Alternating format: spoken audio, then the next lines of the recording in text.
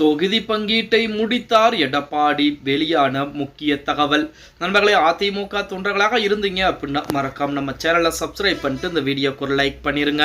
அனைத்து இந்திய அண்ணா திராவிட முன்னேற்ற கழகத்தை பொறுத்த வரைக்கும் நம்ம அனைவருக்குமே தெரியும், 2026 சட்டமன்ற தேர்தலுக்குரிய அனைத்து விதமான வேலைப்பாடுகளும் மிக தீவிரமாக மற்ற கட்சிகளை காட்டிலும் அதிமுக மிக வேகமாக செய்து கொண்டிருக்கிறது அப்படிங்கிற தகவல் நம்ம அனைவருக்கும் தெரியும். இப்படிப்பட்ட ஒரு சூழலில் தொகுதி பங்கீட்டை முழுவதுமாக முடித்து விட்டாராம். அதாவது 205 தொகுதிகளுக்குரிய தொகுதி பங்கீட்டை எடப்பாடி பழனிசாமி அவர்கள் முடித்து விட்டார் அப்படிங்கிற தகவல் தற்சமயம் இணையதளங்களிலே உலா வந்து கொண்டிருக்கிறது. மீதம் இருக்கக்கூடிய 29 தொகுதிகளுக்கும் அதுவும் ஒரே ஒரு கட்சி உள்ளே வந்தால் அதையும் முடித்து விடுவார் எடப்பாடி அப்படின்னு சொல்லி சமீபத்தில் தகவல்கள் வெளியாகிக் கொண்டிருக்கிறது. அதாவது நமது எடப்பாடி பழனிசாமி அவர்களை பொறுத்த வரைக்குமே ஜெட்டு வேகத்திலே செயல்பட்டுக் கொண்டிருக்கிறது. ஜெயலலிதாவுடைய வேகத்தில் எம்ஜிஆர் என அதிமுக முழங்கும் வகையிலே தொகுதி பங்கீடு விவகாரத்திலே எடப்பாடியார் காட்டும் வேகம் அரசியல் விமர்சகர்களையே வியக்க வைத்திருக்கிறது அப்படின்னே கூட சொல்லலாம்.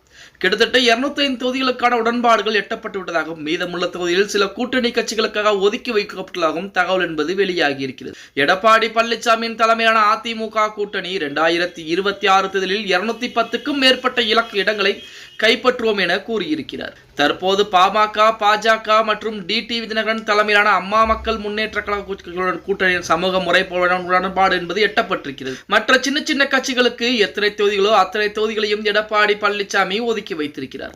இன்னும் தேமுதிக மற்றும் கூட்டணி நிலைப்பாட்டை உறுதி செய்யாத நேரத்தில் தேமுதிகவும் உள்ளே வந்துவிட்டால் மீதம் இருக்கக்கூடிய 29 தொகுதிகளில் தேமுதிக அவருக்கு எத்தனை தொகுதிகளோ ஒதுக்கிவிட்டு மீதம் இருக்கக்கூடிய தொகுதியில் அதிமுகவே போட்டியிடும் என எடப்பாடி பழனிசாமி தற்சமயம் அதற்குரிய வேலைப்பாடுகளை பார்த்துக் கொண்டிருக்கிறார். மொத்தம் 234 தொகுதிகளில் இதுவரைக்குமே பாத்தீங்க அப்படின்னா 205 தொகுதிகளுக்குரிய வேலைப்பாடுகள் அனைத்தும் முடிந்துவிட்டது.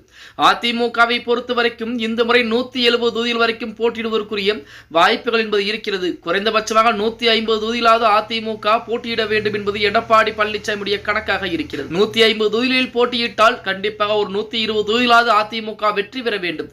அதிமுக பாஜக கூட்டணி கட்சிகள் அனைத்தும் சேர்ந்து மொத்தமாக 210 தொகுதிகளிலே அதிமுக 2026 சட்டமன்ற தேர்தலில் வெற்றி வாய்ப்பை பெற்றே ஆக வேண்டும் என எடப்பாடி பழனிசாமி அதற்குரிய வேலைப்பாடுகளை பார்த்துக் கொண்டிருக்கிறார்.